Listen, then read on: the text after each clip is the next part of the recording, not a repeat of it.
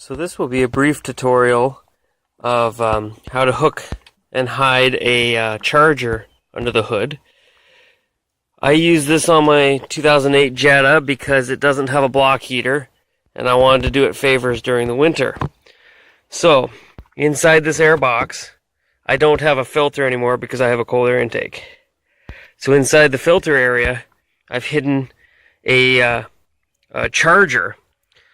Hooked up to that charger is also a heated battery blanket that's in here.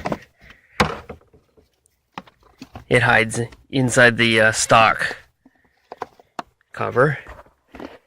And it's also hooked up to a oil pan heater, which I won't be showing.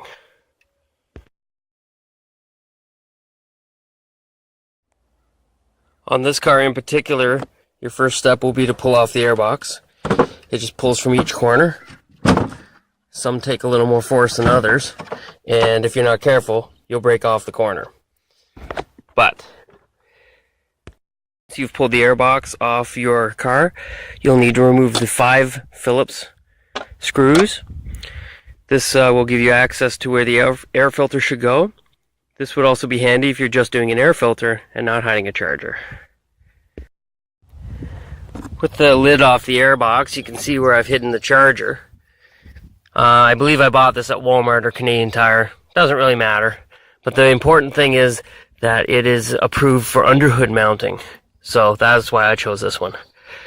This one's a 1.5 amp and it runs off 120 volt.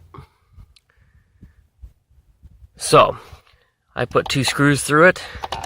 I wasn't too worried about airbox or resale value because this has none. But I've just trimmed off the screws, and then you put it back as normal, and you route the lines through the existing holes. Well, I did anyway, just to make it look a little cleaner.